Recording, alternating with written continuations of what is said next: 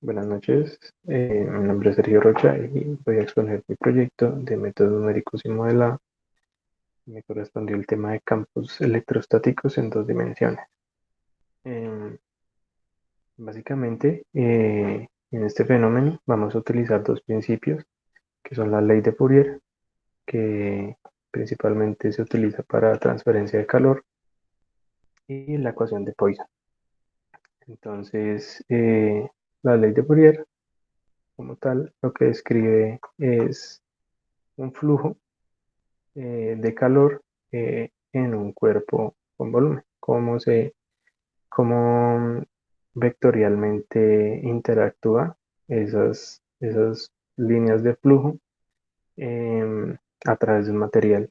Entonces, se escribe con esta Q, que es el vector de flujo de calor por unidad de superficie, K, que es una propiedad natural del material, conductividad térmica, y este delta de T, o bueno, de X de T de X, es un gradiente del campo de temperatura en el interior del material. Aquí escriben como tal la ecuación de Poisson. Si esta función es igual a cero, entonces a esta ecuación se le llama la ecuación de Laplace, que es como tal el método numérico que estamos implementando acá. Eh, entonces, trayéndolo a nuestro problema, la ley de Fourier en electrostática se denota de esta manera, em, donde cada término, eh, este D, pasa a ser el vector de flujo. Nos damos cuenta que los dos describen un flujo, tanto para transferencia de calor, sería el flujo de calor por unidad de superficie. Aquí sería el vector de flujo de densidad eléctrica. Este E, que sería igual a esta K, que es una propiedad natural del material, que vuelve a ser lo mismo, que es la permisividad del material, una propiedad natural. Y este diferencial es el potencial electrostático, básicamente el voltaje. Entonces, adaptando también la ecuación de Poisson para campos electrostáticos de dos dimensiones, queda expresada de esta manera. Pero entonces, para resolverla, eh, asumimos que para regiones donde no hay densidad volumétrica de carga, que es este PV, densidad de carga volumétrica, esto vuelve a ser la permisividad material. Para regiones donde no hay densidad volumétrica de carga, la ecuación queda reducida a una tipo Laplace de la siguiente manera. Esta es la ecuación que vamos a trabajar como tal.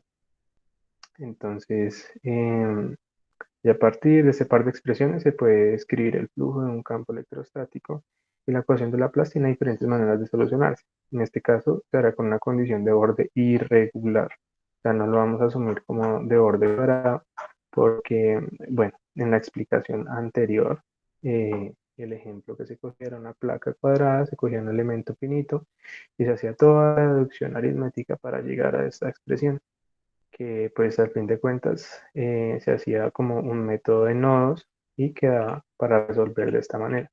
Entonces, como lo estamos aplicando para nuestro problema, que es la electrostática, em, pues vemos que vamos a tomar como una placa irregular de borde como semicircular y lo que vamos a hacer, de igual manera que hicieron en la de transferencia de calor para explicar la deducción aritmética de la ecuación, va a ser enumerar por nodos.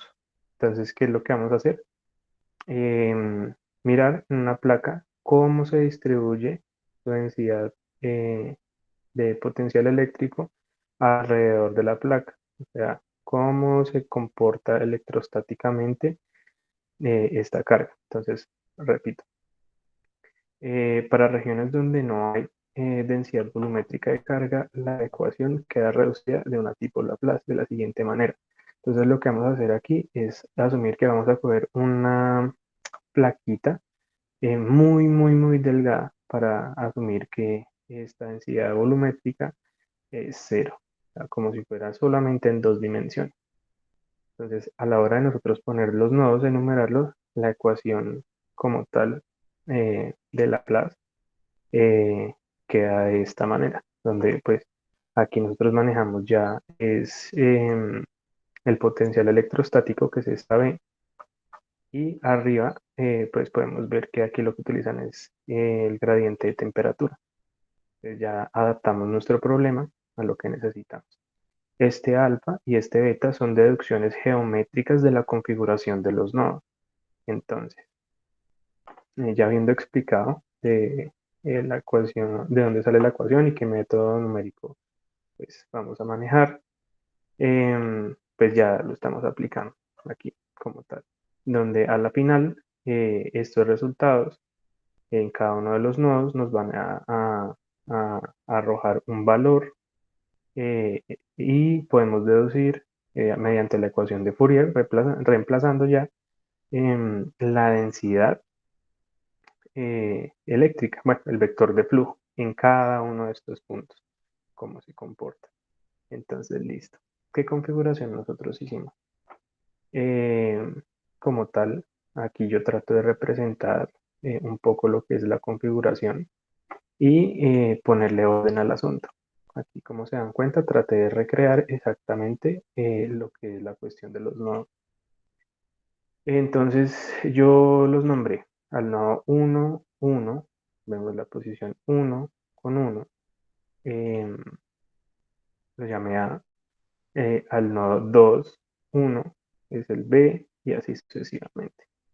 Entonces, mediante este Excel, em, fui haciendo cada una de estas operaciones, porque si se dan cuenta, bueno, aquí obviamente no diría, bueno, copié exactamente la ecuación de em, Laplace, pero pues para lo de transferencia de calor, pero entonces, si recuerdan, aquí lo que estamos utilizando es el potencial eléctrico, o sea, B.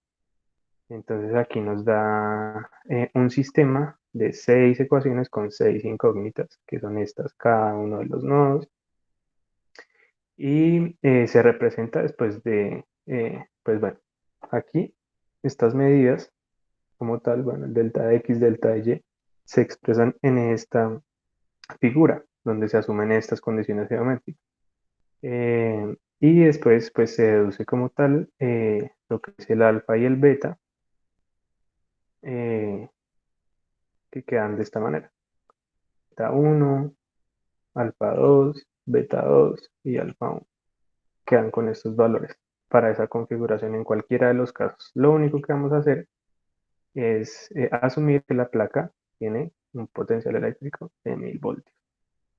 Y listo. Entonces, en este recuadro podemos ver qué sistema de ecuaciones nos queda. eh, y lo que hacemos es, bueno, solucionar esto mediante lo que es la matriz inversa. ¿Sí? Aquí pues son, digamos que los residuos de, bueno, los resultados de cada una de las ecuaciones los metí en esta tabla. Y aquí pues ya queda como tal el valor de cada uno del potencial eléctrico en cada punto. Entonces, ¿qué es lo que hacemos ahora?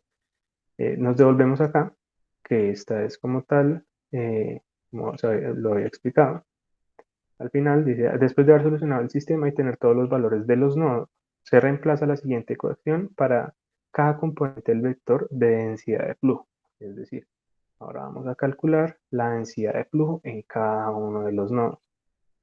Entonces, bueno, aquí de nuevo podemos ver la ecuación de Laplace, pero pues para transferencia de calor, y aquí sería como tal, como hicimos, digamos que este sería el ejemplo para el nodo 1, 1, y que pues en nuestro caso yo lo llamé A. ¿Cómo sería la ecuación ay, perdón, cómo sería la ecuación para calcular ese nodo? Y listo, después de tener ese nodo, entonces aquí ya calculamos la densidad de flujo en ese nodo eh, en las dos direcciones, en X y en Y, porque pues como lo asumimos es un plano. Em, entonces listo, estos fueron los resultados que nos arrojaron para cada uno de los nodos. Después de aplicar esta ecuación, entonces esta ecuación viene acá. Eh, bueno, esto también se asume que la permisividad del material es 2. Y bueno, se procede a calcular. Obviamente la densidad de flujo electrostático neta pues va a ser la raíz cuadrada de cada una de las componentes al cuadrado y pues se da la dirección como tal, ya después de tener las dos componentes. Entonces, como pueden ver, así se puede describir mediante ese método numérico la dirección o cómo se comporta el flujo electrostático de un material, dependiendo pues del potencial eléctrico. Entonces, ¿qué duda me surgió a mí? Yo me pregunté que cómo podía variar, o sea, si como tal el potencial eléctrico que maneja la placa podría cambiar la configuración, la dirección, bueno, la magnitud de estos vectores, pues ya después de haber terminado el análisis. Ya que tenemos pues aquí las direcciones y las magnitudes de cada uno de los vectores, pues los podemos representar em, como en esta imagen. Así, todos van como hacia el medio, cada uno tiene pues su ángulo, su sentido. Listo. Entonces, lo que hice yo a modo de investigación fue variar los valores eh, de potencial eléctrico inicial en la placa como tal. Entonces, en este caso, hipotético, primero, si se dan cuenta, utilicé no 1000 voltios, perdón, sino 500 voltios. Entonces, ¿qué observé? Obviamente, pues estos valores aquí no le puedo dar ninguna interpretación, pero bueno, aquí igualmente nos arrojó diferentes valores. Prácticamente cogí la mitad del voltaje y aquí lo que hice fue duplicarla. Entonces quería ver como tal el comportamiento, ¿sí?, de flujo, densidad de carga en esa placa cuando está más cargada, tiene aún más potencial eléctrico. Entonces hice la prueba con la mitad del voltaje inicial. Recuerden que el primero fue 1000 voltios, el segundo experimento pues lo hice con 500 voltios y cambiaron los valores. Y el tercero pues ya con el doble del inicial, que ya son 2000 voltios, 2 kilovatios. Entonces, bueno, aquí como tal hice una tabla de comparación de los resultados. Y entonces los resultados iniciales, digamos que en cada nodo, lo primero que me doy cuenta es que en ninguno de los casos eh, se afecta el sentido, bueno, la dirección, el ángulo en el que va direccionado, la densidad de flujo en cada uno de los nodos. Nunca cambia, por más de que cambie la magnitud. Ahora, en cada uno de los nodos, ¿no? Siempre es igual. El dB es menos 90, cuando son 500 voltios en vez son menos 90, cuando son 2000 voltios en vez son menos 90. Al igual que en todo, no cambia de dirección. Em, y en cuestión de la magnitud, también se observa que son directamente proporcionales. Es decir, el nodo A tiene una densidad de flujo electrostático de 471 cuando son 1000 voltios. Tiene un potencial eléctrico de 235,75 cuando son 500 voltios, que es básicamente la mitad, al igual que como se varió el potencial eléctrico inicial. Y la densidad de flujo electrostático en el nodo A es 943, que es exactamente el doble, al igual que el doble de la potencia como se varió inicialmente. Entonces, la conclusión que yo saco de este experimento es, bueno, a la pregunta que yo hice inicialmente, es cómo varía eh, la densidad de flujo electrostático con el potencial eléctrico de la placa, y es que es directamente proporcional. Mientras la placa esté más cargada, tenga su potencial eléctrico más elevado, la densidad de flujo dentro de la placa va a incrementar tantas veces como se incremente el potencial eléctrico. Y el sentido no se afecta. Pues me imagino yo desde que no haya un agente externo, ¿no? Porque pues estamos asumiendo que está la placa aislada y que solamente está interactuando pues el material de ella. Bueno, este fue mi proyecto de este semestre. Em, Espero haya quedado claro y muchas gracias.